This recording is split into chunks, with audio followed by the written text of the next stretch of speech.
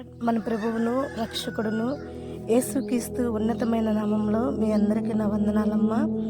మరి ప్రతిరోజు తప్పకుండా దేవుడి సహవాసంలో ఎదుగుతున్న మీ అందరినీ దేవుడు మీ గర్భఫలం భూఫలం మీకు కలిగిన సమస్తాన్ని, మీ జాబుల విషయమైతేమి, మీ చదువుల విషయమైతేమి, మీ బలహీనతలైతేమి, మీ అక్కర్లైతేమి, మీ అవసరాలైతేమి క్రీస్తు మహిమలో ప్రతి దానికి దేవుడు సమాధానం కలుగజేసిన గాక. ఆమేన్. God bless you. మరి వాక్యంలోకి ప్రతిరోజు మనం వెళ్తున్నాం కదా. ఈ ఒక 40 మెట్టులు అనుకున్నాము. ఈ 40 శ్రమ దినాలు, ఈ లెంట్ డేస్ 40 రోజులు మనకి 40 మెట్లు.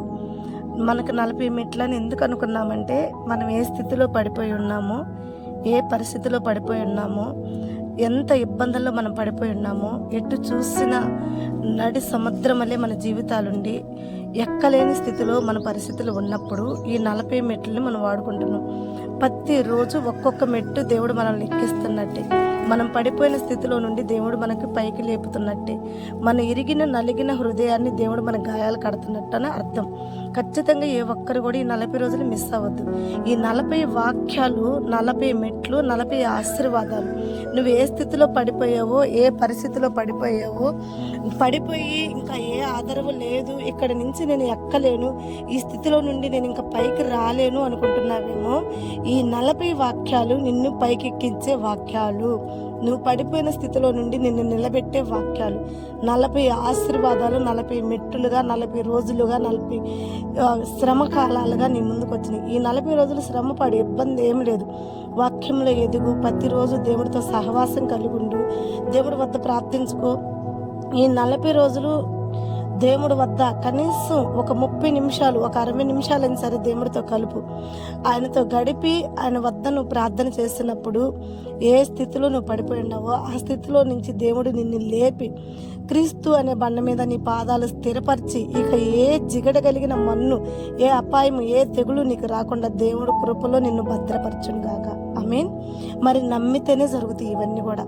నేను చెప్తే జరగవు, నువ్వు వింటే జరగవు. ఇంకొకటి మన ఇద్దరికి మధ్యలో ఇంకొకటి ఉంది. ఏంటిదంటే అది నమ్మకం. నమ్ముట నీ వలనైతే నమ్మిన వారికి సమస్తం సాధ్యమే అంటున్నాడు దేవుడు. మరి నేను 40 మెట్లు ఎక్కితే నువ్వు పడిపోయిన స్థితిలో నుండి స్థిరమైన జీవితంలో దేవుడు నేను స్థిరపరచబోతున్నాడని నేను చెప్పినప్పుడు ఈ మాటలు నీ వద్దకి దేవుడే పంపించాడని నువ్వు నమ్మాలి. నువ్వు ఉన్న స్థితిలో, నువ్వు పడిపోయిన స్థితిలో, నువ్వు పైకి లేవలేని స్థితిలో నీ వద్దకి ఒక లిచ్చినేసాడు. 40 మెట్లని ఒక లిచ్చినేసాడు. ఆ లిచ్చును పట్టుకుని నమ్మి నువ్వు పైకెక్కాలి. పైకెక్కినప్పుడు నువ్వు పడిపోయిన స్థితిలో నుండి నువ్వు నిలబడతావు. లెగిసి మరలా తోకవలే కాకుండా తలవలే నువ్వు నిలబడతావు. అయితే నువ్వు నిలబడాలన్నా, నీ జీవితంలో నువ్వు ఎదగాలన్నా, నువ్వు పడిపోయిన పాతాళంలో నుండి పైకి రావాలన్నా, నేనేసిన ఈ వాక్యం అనే లిచ్చును నువ్వు ఎక్కాలి. ఈ 40 మెట్లు నువ్వు ఎక్కినప్పుడు క్రీస్తు అనే బండ మీద నీ అడుగులు తడబడకుండా, నీ అడుగులు తొట్టిరెళ్ళకుండా క్రీస్తు అనే బండ మీద దేవుడు నిన్ను స్థిరపరుస్తాడు. అలా స్థిరపరచాలి అంటే ముఖ్యంగా ఈ వాక్యాన్ని నువ్వు నమ్మాలి. నమ్మితే దేవుడు మహిమ నువ్వు చూస్తావు. అవునమ్మా. మరి మనం వాక్యంలోకి వెళ్దాము. అంతేకాదు, ఈ వాక్యం మీరు నమ్మటమే కాదు, మీరున్న స్థితిలో మీరు పడిపోయి మీరు ఎక్కటమే కాదు, ఒక ఆత్మీయ తల్లిగా మిమ్మల్ని మనవి చేసుకుంటున్న మాట ఏంటి అంటే, మనం ఏ స్థితిలో పడిపోయాము, ఎలాంటి పరిస్థితిలో పడిపోయాము, మనకి ఇంకా ఏ ఆదరవు లేదు, ఈ స్థితిలో నుండి మనం పైకి రాలేము అనుకున్నప్పుడు ఈ 40 మెట్లు అనే వాక్యాన్ని, ఈ ఒక లుచ్చుని మీ వద్దకు తీసుకొచ్చి, మీరు పాతాళంలో పడిపోయిన మిమ్మల్ని దేవుడు పైకెక్కిస్తున్నాడు కదా. ఒక్కొక్క రోజు ఒక్కొక్క వాక్యం, ఒక్కొక్క ఆశీర్వాదంగా మిమ్మల్ని పైకెక్కించి మీ జీవితాలు స్థిరపరచబోతున్నాడు. అలాగే మీకు తెలిసిన వారు ఎవరు ఆ స్థితిలో ఉన్నారో, దేవుడు మిమ్మల్ని లేపినట్టు, దేవుడు మిమ్మల్ని ఆదరించినట్టు, దేవుడు మిమ్మల్ని ప్రేమించినట్టు, అలాగే మీరు కూడా మిమ్మల్ని హింసించిన వారైనా సరే వాళ్ళకు కూడా ఈ వాక్యాన్ని పంపించండి. వాళ్ళున్న స్థితిలో నుంచి కూడా వాళ్ళు కూడా పైకెక్కడానికి 40 వాక్యాలు, 40 మెట్లు, ఈ ఒక లిచ్చన పట్టుకుని నమ్మి వాళ్ళు కూడా పైకెక్కడానికి ఒక అవకాశం ఇవ్వండి. వాళ్ళ వద్దకు చేర్చండి ఈ వాక్యాన్ని. అది మిమ్మల్ని బాధ పెట్టిన వాళ్ళైనా పర్లేదు, వాళ్ళ వద్దకు పంపించండి. వాళ్ళున్న స్థితి నుండి వాళ్ళు రక్షింపబడ్డప్పుడు వాళ్ళ వద్ద మీకు ఘనత రాదేమో, వాళ్ళ వద్ద నీకు ఇలువ రాదేమో, కానీ నువ్వు పంపిన వాక్యం వల్ల నీకు ఘనత, ఇలువ, రెండింతల ఆశీర్వాదాలు కూడా పొందుకోబోతున్నావు. అంతేకాదు మరి మీ అందరి కొరకు మేము ఎంతో ప్రయాసపడి ఈ వాక్యాన్ని మీ వద్దకు పంపిస్తున్నప్పుడు మీరందరూ కూడా ఈ వాక్యాన్ని లైక్ చేయండి, అలాగే మన ఛానల్ని సబ్స్క్రైబ్ చేసుకోండి. ఇంకా మన వాక్యాలు కావాలి అని మీరు అనుకుంటే మరి ఇవి ఎలా శ్రమల కాలంలో 40 మెట్లు, 40 ఆశీర్వాదాలు, పడిపోయిన వారిని పైకి లేపే అని ఏ రీతిగా అయితే ఈ శ్రమల కాలాల్లో ఈ యూట్యూబ్ ద్వారా మీకు అందిస్తున్నాము వాక్యం, అలాగే ఇన్స్టాలో కూడా గుండె చెదిరిపోయిన వారి కొరకు వారి గాయాలు కట్టే వాక్యాలు, అంటే దేవుడు మాకిచ్చిన దర్శనం అది. ఖచ్చితంగా ప్రతిరోజు ఉదయము ఇన్స్టాలో ఖచ్చితంగా ఒక వాక్యం, ఆ రోజంతా ఆ వాక్యం మీ జీవితాల్లో స్థిరపడే తీరుగా ఆ వాక్యాన్ని ఎత్తిపట్టి మీ అందరి కొరకు ప్రార్థన చేసి, ఎందరైతే లైక్ చేస్తున్నారో, ఎందరైతే ఫాలోవర్స్ ఉన్నారో ఆ వాక్యానికి, వాళ్ళందరి కుటుంబాల కొరకు కూడా మేము ప్రార్థన చేసి ఆ వాక్యాన్ని ఆ రోజంతా వాళ్ళకి ఒక బలమైన ఆయుధంగా స్థిరపరచబడే మాటలు పంపిస్తున్నాము. మరి ఈ యూట్యూబ్ ఛానల్లో ఎందరైతే సబ్స్క్రైబ్ ఉన్నారో, ఎందరైతే మా యూట్యూబ్ ఛానల్ని చూస్తున్నారో, తప్పకుండా వారందరూ కూడా మా ఇన్స్టా కూడా చూడాలని మేము కోరుకుంటున్నాం. దానిలో ఉన్న వాక్యాలు మీకు చాలా ఉపయోగపడతాయి, మీ గాయాలు కడతాయి, మీరున్న స్థితిని బట్టి, మీరున్న పరిస్థితిని బట్టి మీకు ఊరట కలిగించి, మీకు సహనాన్ని ఇచ్చి, బలాన్ని ఇచ్చి, మిమ్మల్ని నిలబెట్టి, మిమ్మల్ని ఇంకా ఉన్నతమైన జీవితాల్లో స్థిరపరిచే వాక్యాలు కాబట్టి తప్పకుండా మీరు అందరూ ఫాలోవర్స్గా ఉండాలని కోరుకుంటున్నాం. మరి మన ఇన్స్టా ఐడియా వచ్చేసి బేతేలు మినిస్ట్రీ. తప్పకుండా దాన్ని కూడా మీరు ఫాలో అవ్వండి, ఆ వాక్యాలు కూడా మీరు తెలుసుకోండి. లేక మీరు బేతేలు మినిస్ట్రీ అని కొడితే ఒకవేళ మీకు ఆ ఒక ఐడియా రాకపోతే దయచేసి మా కాల్కి ఫోన్ చేయండి, మా నెంబర్కి ఫోన్ చేయండి. మా నెంబర్ వచ్చేసి 9553745262.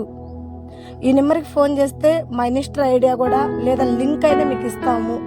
తప్పకుండా మీరు బలపడి మీరు దీవించబడాలని మేము ప్రయాసపడుతున్నాం. తప్పకుండా మా ఛానల్ని సబ్స్క్రైబ్ చేసుకోండి, అనేకరికి దీన్ని ఫార్వర్డ్ చేయండి, లైక్ చేయండి. అలాగే మన ఇన్స్టాకు కూడా మీరందరూ కూడా ఫాలోవర్స్గా ఉండండి, అనేకరికి ఇది ఇన్స్టా ఐడియా కూడా పంపించండి. దీని ద్వారా మీరందరూ దీవించబడి రక్షింపబడి, అలాగే మా కుటుంబాల కొరకు, మా సంఘాల కొరకు కూడా మీ ఒక నిండైన దీవెనలు మాకు కూడా అందించాలని మిమ్మల్ని అందరినీ కూడా వేడుకుంటున్నాం. మరి ఈరోజు మనం వాక్యంలోకి వెళ్దాం. మరి మనం 10 మెట్లు ఎక్కేసాం ఆల్రెడీ. ఈ శ్రమల కాలంలో ఈ లెంట్ డేస్లో మనం 10 మెట్లు పూర్తి చేసుకున్నాం. మరి మనం ఎక్కిన మెట్లు ఒకసారి చూసుకుందాం. మనం ఫస్ట్ ఎక్కిన మెట్టు ఏంటి అంటే సాతాన్ని జయించుట. రెండో మెట్టు ఏంటి అంటే ఎందరికీ భయంకరమైన తెగుల్లో, భయంకరమైన వర్షంలో ఉన్నప్పుడు కూడా రక్షింపబడిన నోవాహుని మనం గుర్తు చేసుకున్నాం. అలాగే ఎంత ఇబ్బందుల్లో ఉన్నా ఈ సంవత్సరం అంతా మనకి ఏ అపాయం రాకుండా రక్షణ మెట్టు కూడా మనం ఎక్కేసాం.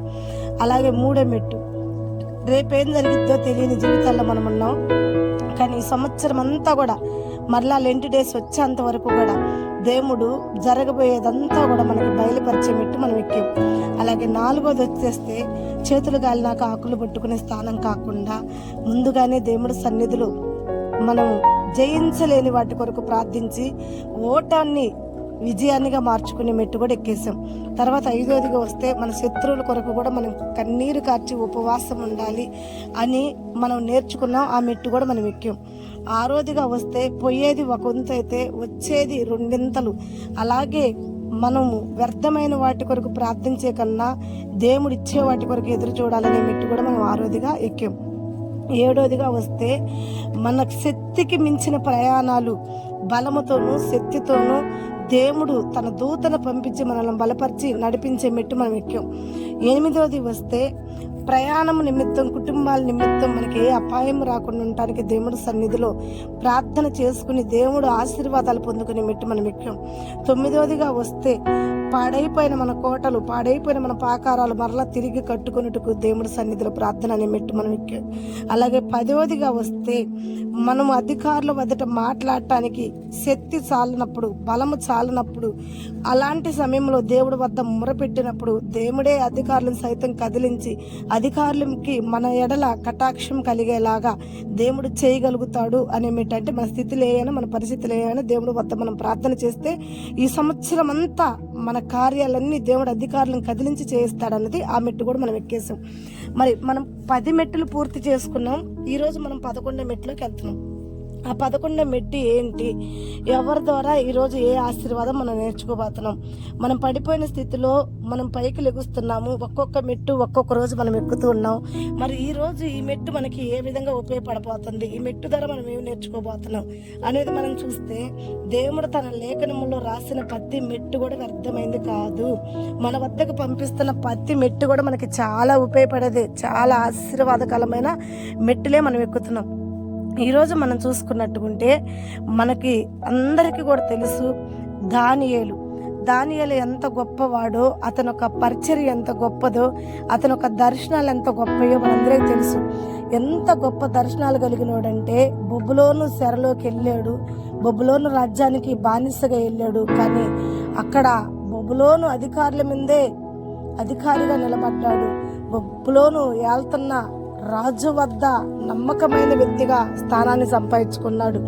అంత చెరలోకి వెళ్ళి కూడా దేవుడి పట్ల ఎప్పుడు కూడా తన భక్తిని ఎక్కడ కూడా విడిచిపెట్టకుండా దేవుడి నామాన్ని కనపరుస్తూనే వచ్చాడు. స్టార్టింగ్ నుంచే కనపరిచాడు. చెరలోకి వెళ్ళినప్పుడు మొట్టమొదటిగా దేవుడు పరీక్ష ఒకటి వచ్చింది అతని వద్దకి. ఏంటంటే ఆ పరీక్ష, ఇతని ఆకలికి నీళ్ళకి లోపడతాడా, ఆహారం కొరకు నన్ను విడిచిపెడతాడా, లేక నా కొరకు ఆహారాన్ని విడిచిపెడతారా అని చెప్పి ఒక చిన్న పరీక్ష పెట్టాడు దేవుడు. దానియేలు వద్దకు ఆ పరీక్ష వచ్చింది. దానియేలు వద్ద రాజు తినే భోజనం వచ్చి దానియేలు ఎదుట నిలబడింది. దానియేలు అంటున్నాడు, ఈ రాజు తినే భోజనం నాకు వద్దు, ఎందుకంటే ఇది నా దేవుడికి వ్యతిరేకమైన భోజనం, దీన్ని నేను తినను, దీని యందు నేను శాపగ్రస్తుడిని కాను, ఈ భోజనం నాకు వద్దు, అవసరమైతే ఆహారం నాకు ఇప్పించండి కానీ ఈ ఆహారం నాకు వద్దన్నప్పుడు అక్కడ కూడా ఆహారం ఇచ్చే అధికారి ఒక మాట అంటాడు. ఏంటి ఆ మాట అంటే, నువ్వు ఈ భోజనం తినకపోతే, రాజు పంపించే బలమైన భోజనం నువ్వు తినకపోతే బక్క చిక్కుతావే, రాజు నా ఉద్యోగానికి నాకు ప్రాబ్లం అవుతుంది, నీతోటి వారందరూ బలంగా ఉంటే నువ్వు బలహీనుడిగా కనపడితే మరి పరిస్థితి ఏంటి అని చెప్పి ఆ వ్యక్తి అడిగినప్పుడు అప్పుడు కూడా దావీదు దేవుడి మీద నమ్మకాన్ని మాత్రం విడిచిపెట్టకుండా, అయ్యా ఒక 10 రోజులు మమ్మల్ని పరీక్షించండి, ఆ భోజనం తిన్న వాళ్ళు ఎలా ఉంటారో ఈ భోజనం తిన్న మమ్మల్ని మా దేవుడు ఎలా ఉంచుతాడు అని చెప్పి అతను ఒక నమ్మకాన్ని, అతను ఒక విశ్వాసాన్ని విడిచిపెట్టకుండా దేవుడందు అతడు తీసుకున్న నిర్ణయం దేవుడి దృష్టికి చాలా అంగీకారం ఉంది. ఆ పరీక్షలో దానియేలు గెలిచి ఆ 10 రోజులు రాజు భోజనం తిన్న వాళ్ళకన్నా దానియేలు శ్రేష్టంగా కనపడేలా చేశాడు దేవుడు. ఆ పరీక్ష పెట్టినప్పుడు దానియేలు గెలిచాడు. మరొక పరీక్ష కూడా వచ్చింది. ఆ రాజుకు ఒక కళ రావటం, ఎందుకంటే ఆ కళ ద్వారా ఈ దావీదు గణపరచబడాలి ప్రజలందరికీ. దావీదు బానిసగా కాదు అధికారుగా నిలబడాలాడ అని దేవుడు దావీదుని గణపరచుట కొరకు రాజుకు ఒక కళ వచ్చింది. ఆ కళభావం చెప్పగలిగిన వారు ఆ బొబ్బులోని రాజ్యంలో ఏ ఒక్కరు కూడా లేరు. వాళ్ళన్న మాట ఏంటంటే, నీ కళభావం చెప్పాలంటే దేవదూతలు దిగిరావాలి, దేవుడు దిగిరావాలి, ఇది అసాధ్యము అన్నారు. కానీ దేవుడు దానియేలు ప్రార్థన చేసినప్పుడు దేవదూతల వలె దేవుడు వలె దానియేలుకు శక్తిని జ్ఞానాన్ని ఇచ్చి మరలా ఆ కళని దానియేలుకు రప్పించి దానియేలు పోయి రాజు ఎదుట నిలబడి ఆ కళ చెప్పే గొప్ప భాగ్యాన్ని దేవుడిచ్చాడు. అప్పుడు ఆ కళ ఎప్పుడైతే చెప్పాడో దానియేలు అందరి ఎదుట కూడా గణపరచగలిగాడు. బానిసగా కాదు అధికారిగా గణపరచగలిగాడు. ఎంత అధికారంటే ఆ బొబ్బులోని శాసిస్తున్న రాజు అధికారుడు ఆ సింహాసనం మీద దిగి దానియేలుకి బానిసగా వెళ్ళిన దానియేలుకి సాగిలిపడే అంతగా. అంతే మన దేవుడు తలుసుకుంటే మనం ఎవరికైతే భయపడతామో, ఎవరు ఎదుటైతే మనం బానిసలుగా ఉంటున్నామో ఆ బానిసత్వంలో నుంచి మనల్ని తోకవలే ఉన్న మన జీవితాలను తలవలే మార్చి మనల్ని ఎవరైతే బానిసలు అనుకుంటారో వాళ్ళే మనకు సాగిలిపడేలాగా మన దేవుడు చేయగలిగిన దేవుడు. అయితే ఆయన ఎడల మనం నమ్మకంగా ఉన్నప్పుడే, దానియేలు ఒక నమ్మకం స్టార్టింగ్లో భోజనంతో మొదలైంది మనం చూస్తున్నాం కదా. అలాగే ఈ ఒక దర్శనంలో కూడా ఒక కళలో కూడా దానియేలు నమ్మకం ఎక్కడికి బాలేదు. ఆ ప్రజలను కాపాడటానికి నా దేవుడు ఖచ్చితంగా ఆ దర్శనం నాకు చూపిస్తాడు, దేవుడు ఖచ్చితంగా నా ప్రజలు నేను కాపాడుకోగలుగుతానని చెప్పి దానియేలు ప్రజల కొరకు ఆ దర్శనం అడిగి ప్రార్థన చేసినప్పుడు దేవుడు దానియేలుని ఏమాత్రం తోసివేయలేదు. దానియేలు కోరినట్టే, దానియేలు అడిగినట్టే దానియేలుకి ఆ దర్శనాన్ని దేవుడు మరలా చూపించినప్పుడు రాజు సైతం కూడా వచ్చి దానియేలు పాదాల మీద పడి సాగిలి పడి, దానియేలు నువ్వు దేవుడివే, దేవుడి వద్ద నుంచి వచ్చిన బిడ్డవే, నువ్వు ఒక దేవుడు దూతవే, నీ పక్షాన ఉన్న దేవుడు గొప్పవాడు అని చెప్పి అతనే సాగిలి పడేలా చేశాడు. అంత గొప్ప దావీదు ఆ దానియేలు. అలాగే మరొక సందర్భం, మరొక పరీక్ష కూడా వచ్చింది. ఏంటి ఆ పరీక్ష అంటే, దానియేలుని తీసిపోయి సింహాల బోన్లో వేసారు. సింహాల బోన్లో వేయటం మామూలు విషయం అమ్మ. ఒక్క సింహం ఉండే కాడ మనం పోయి ఉంటేనే ఆ ఒక్క సింహమే మనల్ని పొడిని చేసుకుని తినిద్ది. ఒక్క సింహం ఎదుటే మనం నిలబడలేము. అలాంటిది ఒక బోన్లోనే దానియేలుని వేసారు. అప్పుడు కూడా ఆ వేయించిన రాజు కూడా అంటున్న మాట ఏంటంటే, నిత్యము నువ్వు సేవించే దేవుడే నేను తప్పకుండా ఈ సింహాల నోటి నుండి దానియేలు నిన్ను తప్పించును అన్నాడు. అలాగే దానియేలు సింహాలకి మాత్రం కూడా భయపడలేదు. నేను సేవించుచున్న నా దేవుడు, అనుదినము నేను ప్రార్థిస్తున్న నా దేవుడు ఈ సింహాల నోటిని మూసివేస్తాడు. అవి నన్ను అపాయానికి తీసిపోవు, అవి నన్ను ఏం చేయలేవని నమ్మి ఆ సింహాల బోన్లోకి వెళ్తే రాత్రంతా కూడా ఏ సింహాలైతే దానియేలుని తినాలో ఆ సింహాలే దానియేలుతో పాటు మోకరించి ప్రార్థన చేసినాయి అంట. దేవుడికి మహిమ కలుగును గాక. అసలు ఎంత గొప్ప ప్రార్థనాపరుడు, ఎంత గొప్ప విశ్వాసి, ఎంత గొప్ప నమ్మకం కలిగిన వ్యక్తిగా దానియేలు మనకు కనపడుతున్నాడు. చూడండి, నేనేమంటున్నానంటే, ఒక ఆత్మీయ తల్లిగా మీతో చెప్పే మాట ఏంటంటే, మనం ఉన్న స్థితులు కూడా చాలా సార్లు ఇబ్బందికరంగా ఉంటాయి. మనం ఉన్న పరిస్థితులు కూడా చాలా ఇబ్బందులుగా ఉంటాయి. చూడండి, ఆహారంతో పోల్చుకుంటే ఆహార విషయం వచ్చినప్పుడు ఒక పూట అన్నం లేకపోయినా, శ్రమ వచ్చినా, కష్టం వచ్చినా మనం విశ్వాసాన్ని విడిచిపెట్టేవారుగా ఉంటున్నాం, మనం నమ్మకం విడిచిపెట్టేవారుగా ఉంటున్నాం. మనకు కరువు వచ్చిద్దేమో, కష్టం వచ్చిద్దేమో, 10 దినాలు మనకు కూడా ఇబ్బందికరం వచ్చిద్దేమో. అయితే నువ్వు సేవించుచున్న దేవుడు సమస్తాన్ని ఇవ్వగలిగిన దేవుడు, 5 రొట్టెలు 2 చేపలు 5,000 మందికి ఆహారంగా పంచగలిగిన దేవుడు నీ పక్షాన ఉన్నాడు. నిన్ను పొస్తులు ఉంచడు. నీకు, నీ బిడ్డలకి, నీ కలిగిన సమస్తానికి నీ గిన్నె నిండి పొంగి పొర్లేలాగా దేవుడు సమృద్ధిగా దీవిస్తాడని. ఇదిగో చూడు, అనేకరు పంచవన్య పరమాణాలు తినేవారి కన్నా దేవుడు నిన్ను శ్రేష్టమైన ఆహారంతో బలపరుస్తాడని నమ్మాలి కదా. కరువు కాలం రాంగులోనే మనం మొత్తుకుంటాం, నమ్మకాన్ని విడిచిపెడతాం. అలా వద్దు, దానియేలు వలె నమ్మకంగా ఉందాం. 10 దినములు కష్టపడ్డా పర్లా, జీవిత కాలమంతా కూడా ఆశీర్వదింపబడే దీవెన మనం పొందుకుందాం. ఆ విషయంలో తర్వాత రెండో విషయంలో వచ్చేకి రాజు ఎదుటికి పోయి మాట్లాడి ప్రాణాలను కూడా రక్షించుకున్నాడంటే ఎంత ధైర్యమో చూడండి. అలాగే మనకు కూడా కొన్నిసార్లు కొన్ని ఇబ్బందులు, అధికారులు ఎదుటికి వెళ్లాల్సి వచ్చింది, అధికారులతో నిలబడి మాట్లాడాల్సి వచ్చింది, అధికారుల్ని వాళ్ళకి సమాధానం చెప్పాల్సి వచ్చింది. అది అధికారులు అవ్వచ్చు, ఇంటి వారు అవ్వచ్చు, యజమానులు అవ్వచ్చు, ఎవరైనా అవ్వచ్చు. అయితే అలా నువ్వు ఒకవేళ మాట్లాడాల్సి వస్తే నీ బలహీనతను బట్టి నువ్వు భయపడవద్దు. నీ పక్షాన ఉన్నవాడు బలవంతుడు, నువ్వు బలహీనుడివే, బలహీనరాలివే, కానీ నీ ఎదుట ఉన్నాడు బలహీనుడు కాదు కదా. బలహీన స్థానంలో ఉన్న నిన్ను బలపరచువాడు కదా ఆయన. అలాంటప్పుడు దేవుడి వద్ద నువ్వు ప్రార్థన చేస్తే జరిగినది, జరగబోయేది, చెప్పాల్సింది సమస్తం దేవుడికి బయలుపరుస్తాడు. ఇక మూడోది ఏంటంటే సింహాలు. ఈ సింహాలన్నీ కూడా నోరు తెరుచుకుని ఆకలితో అంగలార్పుతో ఉండి ఎవరిని వేస్తారా, ఎలా పొడింగా తిందామా అని చెప్పి అసలు వెయిట్ చేస్తూ ఉండి దేవుడు అంటున్నాడు, గద్దరించే సింహం మళ్ళీ అపవాది మన ముందు ఉన్నా మనం భయపడద్దన్నదే కదా సింహాలకు అర్థం. దానియేలు సాతాను గద్దరించే సింహాల వలె వచ్చి ఆ ఒక బోన్లో ఉన్న దానియేలు నమ్మకం ఏంటంటే, సాతాన్ని జయించిన వాడు దానియేలు పక్షాన ఉన్నాడు. సింహాలు నోరు మూయించగలుగుతాడు, ఆయన మూయించలేదా? 40 రోజులు ఆయన ఉపవాసంలో సాతానా పో అవతలకి, నువ్వు మాట్లాడగాక అన్నప్పుడు సాతాను పోలేదు అవతలకి. ఆయన సాతాను నోరు మూయించగలిగిన వాడు కాదా? సాతాన్ని కొట్టగలిగిన వాడు కదా సిలువలో. ఆయన మరణం ద్వారా సాతాను కోరలు ఎర్రగొట్టిన వాడు కాదా? అయితే నీకు ఎన్నో శ్రమలు వస్తాయి. చుట్టాల ద్వారా రావచ్చు, బంధువుల ద్వారా రావచ్చు, స్నేహితుల ద్వారా రావచ్చు, నీ ఇంటి వారి ద్వారా రావచ్చు, నీ భర్త ద్వారా, నీ భార్య ద్వారా, నీ బిడ్డల ద్వారా, ఎవరి ద్వారా అయినా సరే నీకు శ్రమలు వస్తాయి. అప్పుడు ఆ శ్రమలు వచ్చినప్పుడు నీ అనుకున్న వారే, నీ ఇంట ఉన్నవారే, నీ పక్కన ఉన్నవారే గద్దరించే సింహం వలె నిన్ను మింగటకు నోరు తెరుచుకుని ఉంటారేమో. ఎక్కడ నువ్వు చిక్కుతావా, ఏ అవసరంలో నువ్వు చిక్కుతావా, ఏ స్థితిలో నువ్వు చిక్కుతావా, చిక్కినప్పుడు నేను ఒక ఆట ఆడుకోవచ్చని, చిక్కినప్పుడు నీ ఎనికిలు ఏరొచ్చని, చిక్కినప్పుడు నిన్ను పిండి వేయచ్చు అని చెప్పి అవకాశం కోసం ఎదురు చూసే సింహాలు చాలా ఉన్నాయి నీ జీవితంలో. అయితే ఆ సింహాలను చూసి నువ్వు భయపడద్దనేది వాక్యం నీకు సెలవిస్తుంది.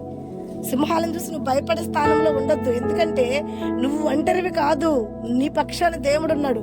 వారిలో ఒంటరి వాడు 1000 మందితో సమానం. ఎందుకు 1000 మందితో సమానం అంటే మన పక్షాన 1000 మందిని జయించే దేవుడు ఉన్నాడు కాబట్టి.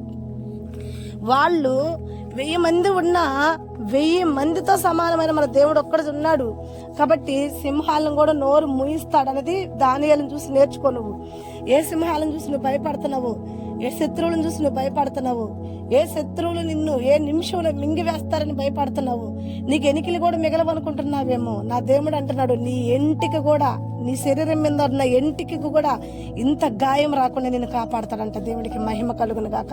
నీ శరీరానికి ఇంత గాయం తగలనిడు దేవుడు. ఆ సింహాలే కాదు, తాసు బాములు కూరలు వచ్చి నీ ముందు నిలబడ్డా అపాయం ఏది రాకుండా దేవుడు తన రెక్కల చాటు నిన్ను భద్రపరచగలిగిన దేవుడు. సింహాల బోను కూడా దానియేలుకు సలాం కొట్టింది. అలాంటి సింహాలు కూడా దానియేలు ఎదుట మోకరించినాయి అంటే నిన్ను హింసిస్తున్నా నీ శత్రువులు కూడా, నిన్ను బాధ పెడుతున్నా నీ శత్రువులు కూడా నీ ఎదుట మోకరించే సమయం ఈ సంవత్సరం దేవుడు తీసుకొస్తున్నాడు. దేవుడికి మహిమ.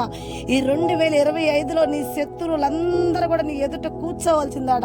ఆ సింహాలు కూర్చున్నట్టు, ఆ సింహాలు నీ దానియేలుకు కాపలా కాసినట్టు నీ శత్రువులే నీ కుటుంబానికి, నీ శత్రువులే నీకు సెక్యూరిటీ గార్డులుగా నిలబడును గాక. దేవుడు నిన్ను దీవించును గాక. అలా దానియేలు జయించుకుంటూ వచ్చిన 3 ఆశీర్వాదాలు. మరి ఇక 4వది ఏంటి? ఈరోజు మనం అసలు తెచ్చుకోబోతుంది ఏంటిది? దానియేలు ద్వారా ఈరోజు మన 11వ మెట్టి ఏంటి? మనం ఏ మెట్టి మీదకి ఎక్కబోతున్నామంటే మనం చూసాము. 1, మన ఆహారం దేవుడు దీవించబోతున్నాడు ఈ సంవత్సరం అంతా. 2వది, దేవుడు మనం ఎవరితో మాట్లాడటానికి భయపడుతున్నామో, ఎవరి వద్ద మనం తోకవలే ఉన్నామో వాళ్ళ ఎదుటే మనం తలవలే మార్చబడి వాళ్ళే మనకు సాగిలిపడేలా చేయబోతున్నాడు. 3వదిగా ఏంటంటే, ఏ శత్రువులు అయితే గద్దరించే సింహం వలె ఉన్నారో ఆ శత్రువులే మనకి సెక్యూరిటీ గార్డ్స్ గా ఉంటారు. కాబట్టి ఈ రోజు మనం తెలుసుకోబోతున్న 4వది ఈ దానియేలు ద్వారా.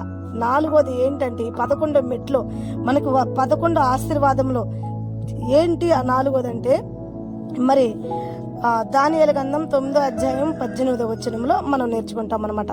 ఈ 9వ అధ్యాయము స్టార్టింగ్ నుంచి కూడా మీరు చదువుకుంటారండి. మీ చాలా గొప్ప గొప్ప మాటలు మీకు బయలుపరుస్తాయి. అయితే ఈ 9వ అధ్యాయంలో మనం ఏం చూస్తామంటే, ప్రవక్త అయిన ఇర్మియాను మనం చూస్తాం అనమాట. ఇర్మియాకి దేవుడు ఒక దర్శనము, ఆ దర్శనంలో ఏముడు ఒక ప్రవచనము, ఇర్మియా పలికిన ప్రవచనం ఈ 9వ అధ్యాయంలో ఉంటుంది. అది నెరవేర్చబడే సమయం. ఆ 9వ అధ్యాయంలో ఇర్మియా ద్వారా పలికిన మాట ఏంటంటే, ఈ ప్రజలు నా దృష్టికి చాలా చెడుతనంగా, చాలా వ్యతిరేకంగా ఉన్నారు కనుక ఈ ప్రజలందరినీ కూడా, ఈ భూమిని, ఈ ఆకాశాన్ని నాశనం చేయబోతానని ఒక మాట చెప్తాడు. మరలా ఏమంటాడంటే, ప్రజలందరూ కూడా నేను చెరగ పట్టిస్తానని మరొక మాట అంటాడు. మరలా ఏమంటాడంటే, ఈ ఒక యెరూషలేము ప్రజలందరూ కూడా నా దృష్టికి చాలా ఇబ్బందిగా ఉన్నారు కాబట్టి వీళ్ళని తీసిపోయి వీళ్ళ పాకారాలు వీళ్ళు మొత్తం కాల్చివేయబడతాయి అని చెప్పి ఇలా దేవుడు వాళ్ళని అన్ని దండించే మాటలు, వాళ్ళని శిక్షించే మాటలు, వాళ్ళు చెరకెళ్ళే ప్రవచనాలు అన్ని కూడా ఇందులో మనకు కనపడతాయి అనమాట. ఎవరి ద్వారా కనపడతాయి అంటే ఇర్మియా ద్వారా. ఇర్మియా మాట్లాడిన ప్రతి మాట ఇందులో ఉంటుంది అనమాట. అయితే మరలా అలా జరుగుతున్నప్పుడు ఇర్మియా ఆ ప్రజల కొరకు ప్రార్థించి, ప్రభువా నా ప్రజలు ఇంతేనా, నా ప్రజల స్థానం ఇంతేనా, నా ప్రజల స్థితిగతులు ఇంతేనా, నువ్వు సృష్టించిన భూమి, నువ్వు సృష్టించిన ఆకాశం, నువ్వు సృష్టించిన ప్రజలు అంతమైపోవటం నీ చిత్తమా? మా పితరుడైనా ఇదిగో చూడు, నవాహుతో నువ్వు ఒక నిబంధన చేసావు, నువ్వు ఒక నవాహుతో ఒక ఇంద్రధనుసును సృష్టించి ఇంద్రధనుసును సాక్ష్యంగా పెట్టి ఒక నిబంధన చేసావు. ఆ నిబంధన ఏంటంటే, ఇక మీదట నేను ఈ ప్రజల్ని శిక్షిస్తానే గాని మరణించే అంతగా నేను చేయను, వీళ్ళకి బుద్ధి వచ్చినప్పుడు మరలా వీళ్ళు నడిపిస్తానని ఒక నిబంధన చేసేవే. ఇదిగో ఇంద్రధనుసు సాక్ష్యం ఉందే.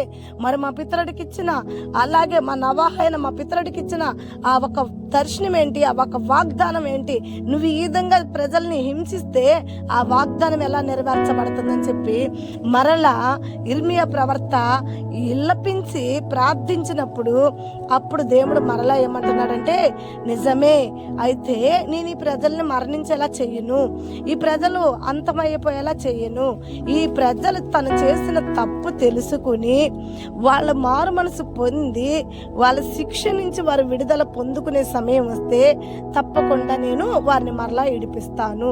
అయితే వారికి బుద్ధి రావడానికి 70 సంవత్సరాలు మాత్రం వాళ్ళని బందీకానులుగా బందులుగా ఉంచుతాను. ఒక 70 సంవత్సరాలు పూర్తయినాక ఆ 70 సంవత్సరాల్లో వాళ్ళు చేసిన తప్పు తెలుసుకుంటారు, వాళ్ళకి బుద్ధి వచ్చింది, నన్ను వేడుకుంటారు, ప్రార్థిస్తారు. అప్పుడు ఆ 70 సంవత్సరాలు పూర్తయినాక మరలా నేను వారిని చెరలో నుంచి విడిపించి మరలా వారిని యోధా దేశానికి, యెరూషలేము దేశానికి మరలా వారిని తీసుకొస్తాను అని ఇర్మియా ప్రవర్త ద్వారా దేవుడు ఇర్మియాకి దేవదూత ద్వారా తెలియజేస్తాడు. ఇర్మియా అప్పుడు ధైర్యంగా ఉంటాడనమాట. అయితే ఇర్మియా తన గ్రంథంలో ఇవన్నీ రాశాడు. 70 సంవత్సరాలు పూర్తయినాక మన ప్రజలకు విడుదల ఉంది, 70 సంవత్సరాలు పూర్తయినాక మన ప్రజలు మరలా విడుదల పొందుకుంటారు అని ఈ ఒక తన గ్రంథంలో రాసి పెట్టాడనమాట. రాసి పెట్టున్నప్పుడు ఎమ్మటినే ఈ దానియేలు బైబిల్ చదువుకుంటా ఉన్నాడు. అనుదినము దేవుడితో సహవాసం కలిగినోడు, అనుదినము వాక్యం చదువుకునేవాడు కాబట్టి, అనుదినము ప్రార్థించుకునేవాడు కాబట్టి మనందరూ తెలుసుగా ప్రార్థన ద్వారా కదా, ఆ ప్రార్థిస్తున్నాడనే కదా తెలిసిపోయి సింహాల బోన్లు వేసింది. దానియేలు రోజుకు ముమ్మారు ప్రార్థించేవాడు అనేది మనకు తెలుసు, లేఖనంలో మనం కూడా చూసాం. అయితే ప్రార్థించేవాడు వాక్యం చదువుకుండా ఎందుకుంటాడు, వాక్యం కూడా చదువుకుంటాడు. అలా దానియేలు వాక్యం చదువుతున్నప్పుడు దానియేలుకి ఏమి దేవుడు బయలుపరిచాడంటే, ఈ ప్రజలు 70 సంవత్సరాలకి విడుదల పొందుకోబోతున్నారు. ఎమ్మటనే దానియేలు ఎంత సంతోషపడ్డాడో, ఎంత ఆనందపడ్డాడో. అయితే ఆ విడుదల సమయం దగ్గరికి వచ్చిందని తెలుసుకున్న దానియేలు దేవుడి వద్ద ఎలా మొరపెడుతున్నాడో తెలుసా? ఈ వాక్యం అదే. దేవుడి వద్ద తన తప్పులు ఒప్పుకుంటున్నాడు, తన పాపాన్ని ఒప్పుకుంటున్నాడు, తన ప్రజల పాపాన్ని ఒప్పుకుంటున్నాడు, దేవుడికి వ్యతిరేకమున్న ప్రతి పితరుల పాపాలు ఒప్పుకుంటున్నాడు, కన్నీరు గారుస్తున్నాడు, గోనెపట్ట కట్టుకుంటున్నాడు, వేడుస్తున్నాడు, ప్రార్థన చేస్తున్నాడు. ప్రభువా, మా దినములు సంపూర్ణమైనవి, ఇర్మియా ద్వారా పలికిన మాటలు నెరవేర్చే గడియల దగ్గరకు వచ్చినాయి. ప్రభువా, మాకు విడుదల దయచేయి, ప్రభువా మా ప్రజల్ని విడిపించు, తిరిగి మరలా నువ్వు పేరు పెట్టి నీ ప్రజల్ని ఎంచుకున్న దేశానికి, అయా యోధా దేశానికి, యెరూషలేము దేశానికి మరలా మమ్మల్ని నడిపించు ప్రభా, నీ ప్రజలను చేర్చు ప్రభా, నీవిచ్చిన వాగ్దాన భూమి వద్దకి నీ ప్రజలను చేర్చు ప్రభా అని చెప్పి దానియేలు కన్నీళ్లు కార్చి ప్రార్థన చేస్తుంటే, దానియేలు ఒక ప్రార్థన పవర్ ఎలా ఉందంటే, దేవుడు వద్ద నుండి దూత వచ్చిందంట. ఆ ప్రార్థనకి దేవుడికి మహిమ కలుగును గాక. దేవుడు విన్నాడు దానియేలు ప్రార్థన. దేవుడు విని గబ్రియేలు అనే ఒక దూతను పంపించి, దూత వచ్చి చెప్తున్న మాట ఏంటో తెలుసా? దానియేలు, యెహోవా దృష్టికి నువ్వు బహుప్రియుడిగా ఉన్నావు, నువ్వు బహుప్రియుడివి. దేవుడు సన్నిధిలో, దేవుడు ఎదుట నువ్వు చేసిన ప్రార్థన దేవుడికి భలే నచ్చింది. అందుకే నువ్వు దేవుడికి ప్రియుడు అయ్యావు, బహుప్రియుడు అయ్యావు దేవుడికి అన్నాడు. చూడండి, యెహోవా దృష్టికి బహుప్రియుడిగా ఉన్నాడంట ఈ దానియేలు. ఎందుకంటే అతను ఒక ప్రార్థనకున్న పవర్ అలా ఉంది. ఆ ప్రార్థనకి ఎన్ని సమస్యలు వచ్చినా, ఎన్ని ఇబ్బందులు వచ్చినా ప్రార్థన విడిచిపెట్టల. ఆఖరికి ప్రజల కొరకు కూడా ఈ గంధాన్ని చదివి ఈ గంధములో ఉన్న మాట ఎత్తిపట్టి ప్రార్థిస్తుంటే దేవుడు ఆశ్చర్యపోయాడు. ఎందుకంటే ఆ ఊరి ప్రజలందరూ కూడా చెరలో ఉన్నారు, కానీ ప్రార్థించింది దానియేలు ఒక్కడే మాత్రమే. కన్నీరు కార్చింది దానియేలు ఒక్కడే ప్రజల కొరకు. కనుక నీ ప్రజలు విడుదల పొందుకుంటారని దేవదూత ద్వారా వర్తమానం తెలుసుకోగలిగిన గొప్ప దైవ సేవకుడు, గొప్ప ప్రవర్త దానియేలు. ఈరోజు దానియేలు ఈ 11వ మెట్టు, మనకి ఇది మనం ఎక్కే లిచ్చునికి 11వ మెట్టు అనమాట. ఈ 11వ మెట్టులో మనం తెలుసుకున్న ఆశీర్వాదాలు ఏంటి అంటే, ఎన్నో సంవత్సరాల నుంచి శ్రమలోనో, మన ఒక హింసలోనో మనం చేసుకున్న పాపాలు అవ్వచ్చు, మన పితరులు చేసిన పాపాలు అవ్వచ్చు, మన శాపాలు అవ్వచ్చు, మన దోషాలు అవ్వచ్చు, ఏటి ద్వారా అయితే మనం ఎంత హింసింపబడుతున్నామో, ఏటి ద్వారా అయితే మనం శిక్షింపబడుతున్నామో, ఏటి ద్వారా అయితే మనం నిందారహితులమయ్యి అన్యాయ తీర్పులో ఉండి కన్నీరు కారుస్తున్నామో, వాటి నుండి విడుదల పొందుకునే మెట్టిది. దేవుడికి మహిమ కలుగును గాక. నీ శాపాలు, నీ పితరుల శాపాలు, నీ పిల్లల శాపాలు, నీ అందరి శాపాలు కొట్టివేసే విడుదల కలిగిన ప్రార్థన ఇది. ఈ రోజు ఈ వాక్యం వింటున్న మనందరికీ కూడా ఎన్ని సంవత్సరాల నుంచి మన మీద శాపాలు ఏలుబడి చేస్తున్నాయో, ఆ శాపాల వల్ల మనం ఎంత నష్టపోతున్నామో, ఆ శాపాల వల్ల మనం ఎంత బానిసలుగా ఉన్నామో, అయితే మనకు విడుదల కలిగిన మెట్టు ఈరోజు మనల్ని విడిపించే మెట్టు ఎక్కుతున్నాం. ఈరోజు శ్రమ నుండి, అవమానం నుండి, శాపాల నుండి, పాపాల నుండి దేవుడు మనల్ని విడిపించే మెట్టు మనం స్థిరంగా ఎక్కుదాం గాక. ఆమేన్. ఈ మెట్టు మనల్ని స్థిరపరచును గాక. ప్రియమైన బిడ్డలారా, మీరు విన్నారు కదా వాక్యము. చూడండి, దానియేలు ఎంత గొప్పగా బహు ప్రియుడిగా దేవుడి దృష్టికి అంగీకారంగా ఉన్నాడు అంటే, దానియేలుకి ఎదురైన ప్రతి పరీక్షను కూడా ప్రార్థనతో జయించాడు. దానియేలుకి ఎదురైన ప్రతి సమస్యను కూడా నమ్మకంతో ఎదుర్కొన్నాడు. దానియేలుకి ఎదురైన ప్రతి ఇబ్బందిని కూడా దేవుడందు భయభక్తులు కలిగి దేవుడందు విశ్వాసం ఉండి వాటిని జయించాడు. ఈ రోజు ఈ మెట్టులో నువ్వు నేర్చుకోవాల్సిన 3 విషయాలు. ఒకటి, దేవుడు ఎడల ఎప్పుడు నీ ప్రార్థన, ఎప్పుడు కూడా ఆ ప్రార్థన మానవద్దు. ఎటువంటి పరిస్థితుల్లో కూడా ప్రార్థన నీకు తోడై ఆయుధంగా నిలబడను గాక. రెండోది, నమ్మకాన్ని ఏ స్థితిలో కూడా విడిచిపెట్టగాక. పరిస్థితులు ఎలా ఉన్నా సరే విడిచిపెట్టద్దు. ఆ పరిస్థితుల్లో నుండి నిన్ను విడిపించగలిగిన దేవుడు నీ పక్షాన ఉన్నాడని నమ్ము. మూడోది, సాతానే, శత్రువే నిన్ను ఓడించాలని, నిన్ను మింగివేయాలని, నిన్ను నాశనం చేయాలని నీ ఎదుట వచ్చి నిలబడ్డప్పుడు భయపడద్దు. నీ పక్షాన ఉన్నవాడు వాటి నోరు ముగించగలిగిన వాడు, వాటిని ఆపగలిగిన వాడు, వాటిని తొక్కివేయగలిగిన వాడు. కాబట్టి నమ్మకముంచు. మూడోది, ఇవిని వెత్తి పట్టుకుని ప్రార్థన చేస్తే తప్పకుండా ఈ 11వ మెట్టు నిన్ను సర్వ వ్యాధి రోగాల నుండి, శాపాల నుండి, పాపాల నుండి, ఇరుకుల నుండి, ఇబ్బందుల నుండి నిన్ను విడిపించి ఉన్నతమైన స్థితిలో నిన్ను స్థిరపరచుని ఈ 11వ మెట్టు. ఆమేన్. నమ్మితే తప్పకుండా దానియేలు వలె నువ్వు కూడా ప్రార్థన చేసుకో. నీ జీవితంలో ఉన్న ప్రతి సమస్య నుంచి విడుదల పొందుకో. ఆశీర్వాదం కలిగిన జీవితంలోకి నువ్వు అడుగుపెట్టు. తప్పకుండా ఏ మెట్టు కూడా నువ్వు మిస్ అవ్వకుండా. ఈ 40 మెట్లున్నాయి. ఒక్క మెట్టు మిస్ అయినా మరలా సంవత్సరం పట్టిద్ది. నీ ఇష్టం, నేను చెప్తున్నా. మరలా నువ్వు ఆ మెట్టు ఎత్తుక్కోవాలంటే సంవత్సరం టైం పట్టిద్ది. మళ్ళీ సంవత్సరం వరకు ఈ మెట్టులు నీ వద్దకు రావు. ఈ సంవత్సరం రోజులు మళ్ళీ నువ్వు పడిపోయిన లోతులోనే ఉండాల్సి వస్తావు. కాబట్టి వద్దు, ఎటువంటి పరిస్థితిలో కూడా మిస్ అవ్వద్దు.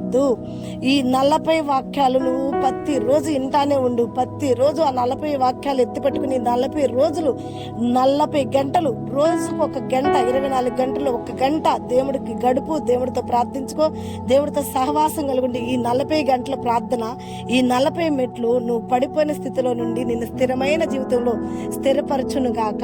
ఇదిగో చూడు, ఒకవేళ ఇంతకుముందు నువ్వు పెట్టిన వీడియోలు చూడకపోతే మరి మన ఛానల్ సబ్స్క్రైబ్ చేసుకుంటే తప్పకుండా నీకు మన వీడియోలన్నీ వస్తాయి. నేను పెట్టిన అన్ని కూడా 5వ తారీఖు నుంచి పెట్టాం ఈ నెల. అలాగే ఈ నెల 5వ తారీఖు నుంచి, మార్చి 5వ తారీఖు నుంచి వాక్యాలు వస్తున్నాయి. కాబట్టి పెట్టిన ప్రతి వాక్యమును చూడు, ఏ మెట్టును మిస్ అవ్వద్దు. ఈ 40 మెట్లు ఎంత శ్రమైనా, ఎంత కష్టమైనా నువ్వు ఎక్కి ఓర్పుగా ఈ వాక్యాన్ని, ఈ వాక్యానుసారంగా నువ్వు ప్రార్థన చేసుకుంటే నేను ఖచ్చితంగా చెప్తున్నా, ఒక్క ఆత్మీయ తల్లిగా చెప్తున్నా, నీ ఆశీర్వాదాల కొరకు చెప్తున్నా, దేవుడు నువ్వు పడిపోయిన స్థితిలో నుండి నిన్ను లేపి నిలబెట్టును గాక.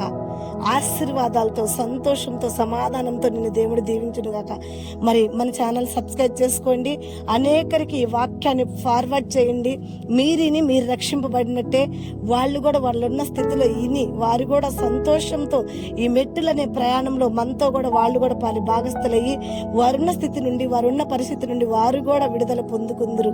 అలాగే మీకు ఇంకా మా వాక్యాలు ఇంకా కావాలి అనుకుంటే, మా వాక్యాలు ఇంకా మీరు ఎదగాలి అనుకుంటే, మా వాక్యాలు ఇంకా మీకు దీవెనగా ఉండాలి అనుకుంటే తప్పకుండా ఇన్స్టాలో ఉదయకాలాన వచ్చే వాక్యం కూడా మీరు చూడండి.